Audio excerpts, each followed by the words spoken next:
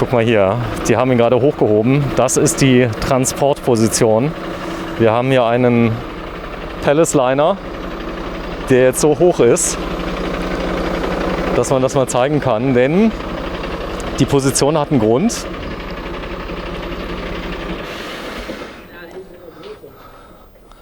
Das ist ja der Wahnsinn. Hi. Guten Morgen. Morgen. Ja, es ist schon morgen noch, oder? Ja, jetzt auch fast Mittag, ne? Wir sind schon eine Weile zugange. Ja, ihr habt ein tolles Auto. Ihr holt den heute ab? Ja, wir haben gestern abgeholt, entgegengenommen und ja, jetzt haben wir das zweite Mal den Mini hinten eingeladen. Ja, den zweiten Mal den Mini. Also noch ein bisschen Routine entwickeln. Ich habe das gesehen, wenn du mal gerade so lieb bist, zu mir rauskommst. Ja. Ich zeig das mal gerade. Nee, ruhig mal drauf lassen. Ich will es einfach mal zeigen, weil ich habe das nämlich noch nie gesehen, wie da runtergefahren wird. Damit natürlich das Auto ganz bequem hinten eingeladen werden kann. Und ich dachte, ich hätte schon ein langes Heck.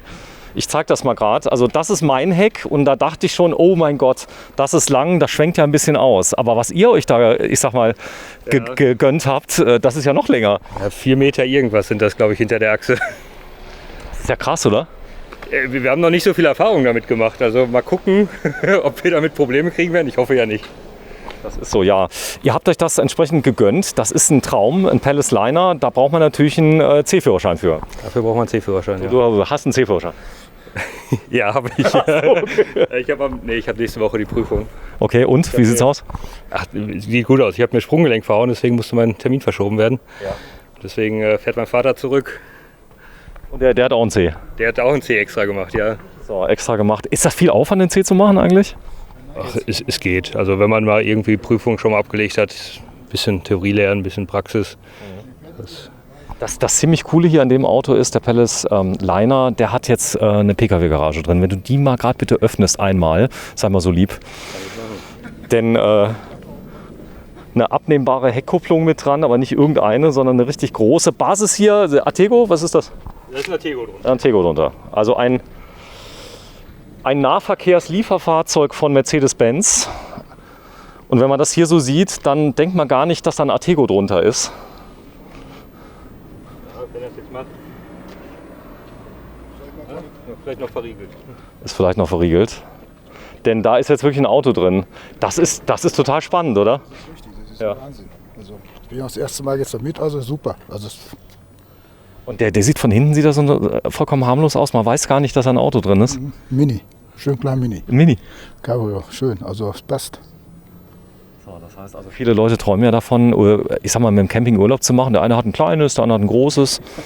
Und das hier ist schon ein bisschen...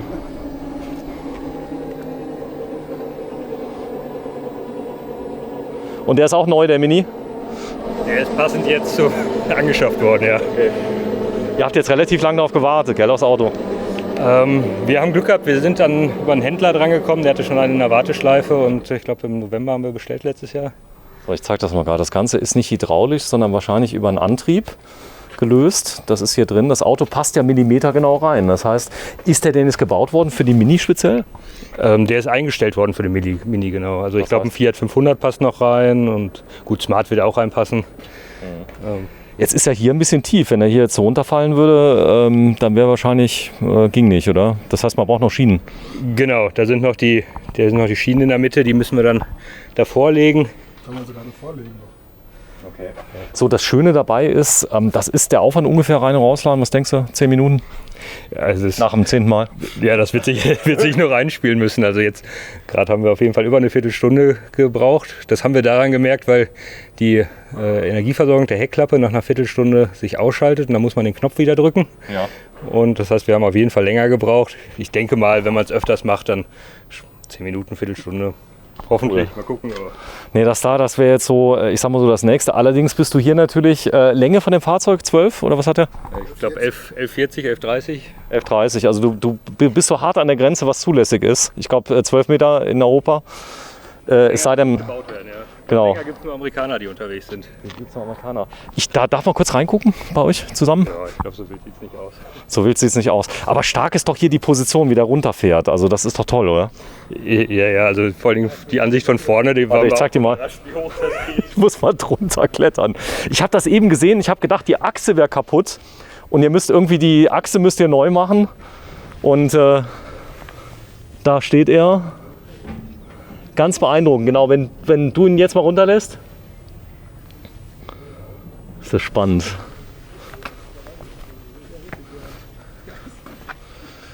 So, ich habe ja einen Weitwinkel drauf, da wirkt das gar nicht so dramatisch, aber... So, ich habe schon gehört, also ich darf mit dir durchgehen. Wir schneiden den Papa raus. Das ist so. Ja, cool. Also ihr seid ja auch, ihr seid auch selbstständig, so wie ich, muss man sagen. Das Ganze ist so, wenn du Urlaub planen willst, du musst spontan sein als Selbstständiger. Das ist ja oft der Fall. Das heißt, du gehst dann hin und du bist hier bereit, du kannst jederzeit starten, oder?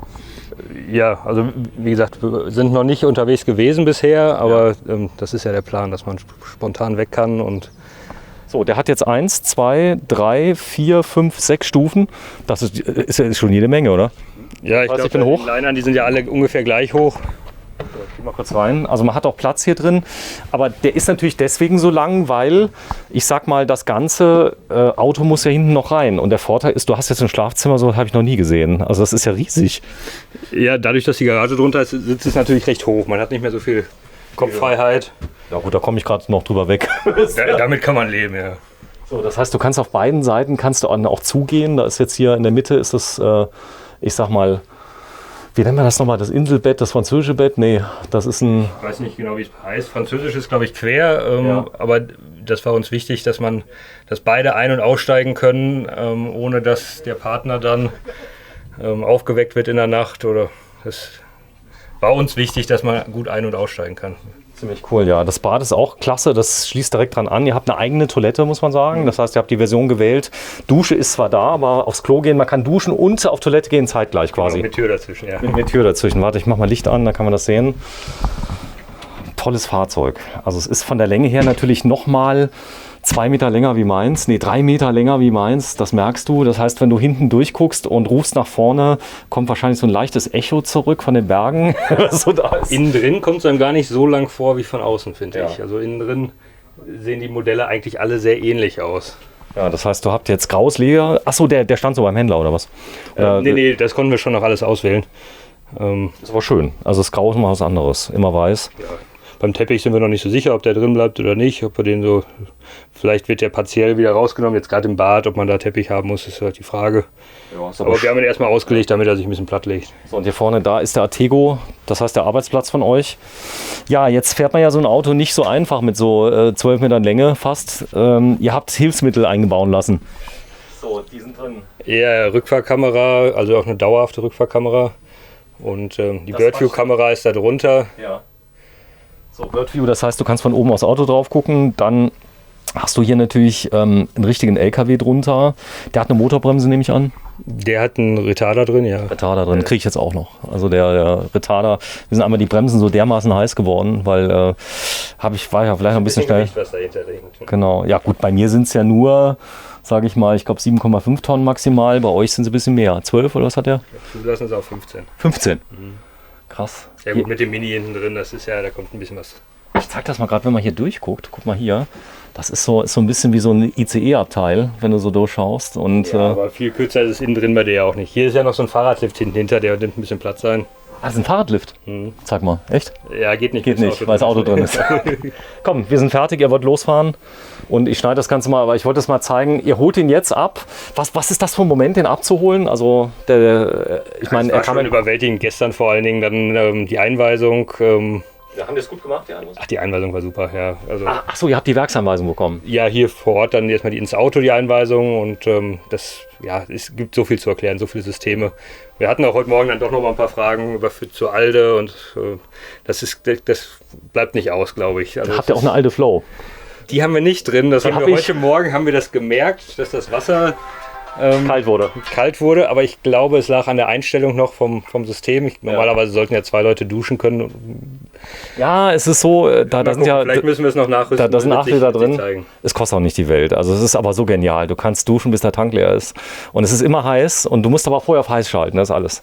Wenn du dann alte Flow... Das haben wir nicht gemacht, wir haben nicht auf heiß geschaltet. Ja. Und dann ist bei der zweiten Person das Wasser auf einmal kalt. Ja, man kann ja auch nicht alles wissen. Was ich ganz toll finde übrigens, ist die Farbe hier von dem Dekor. Ich habe mich nicht getraut mit dem Schwarzen, muss ich ehrlich sagen. Aber das sieht so toll aus mit dem hellen Holz, also der Kontrast. Ja, das war für uns direkt auch die erste Wahl. Also wir haben es ich weiß nicht mehr wo, bei irgendeinem Händler oder auf der Messe haben wir es gesehen in Schwarz und es hat uns gut gefallen.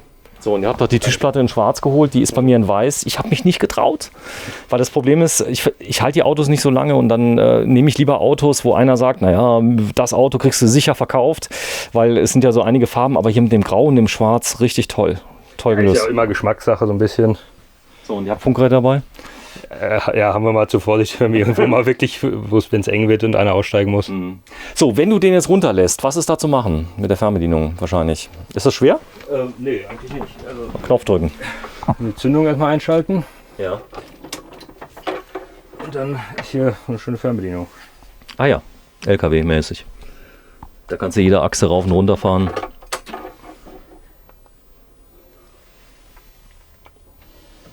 Und Oh, wie krass. fährt er schon runter.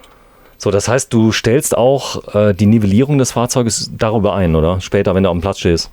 Oder habt ihr die Hubschützen? Hubschützen sind Hubschützen runter. Also das läuft dann über die Hubschützen. So ein paar Funktionen werden wir immer noch, denke ich mal, hier und da in die Anleitung gucken müssen. Ja, tolles Auto. So, komm, wir gehen raus, machen Abmoderation. Dann zeigen wir es nochmal von der Länge her, denn es ist ja schon auf Artego-Basis ein richtiger Hingucker. Mit 12 Meter Länge, Birdview mit drin und so richtig bewusst wird einem das eigentlich erst, wenn man noch einen Schritt zurückgeht. Warte, ich mache das mal gerade und ich dann einfach mal den Weitwinkel rausnehme. Dann wird das Ding nämlich richtig groß. Das ist meine Hupe. Das ist nämlich jedes Mal, wenn ich gehupt habe, ist das Radio ausgegangen und das testen wir jetzt gerade. Da war ein bisschen wenig Strom drauf. Also das war. Ja, mir ist gestern direkt unten auf dem Stellplatz die Hupe einmal losgegangen. Die hört man. Die hört man, ja. Ich wollte eigentlich nur das Radio anmachen und dann habe ich den falschen Knopf gedrückt. Ja. Sehr schön. Ja, vielen Dank. Dein Vorname? Lars. Lars. Den habe ich noch gar nicht gefragt. Sieht sich bestimmt noch mal. Man sieht sich bestimmt und da ist er, der Palace Liner. Dankeschön. Tschüss. Tschüss. Hast du die Hupe geschützt?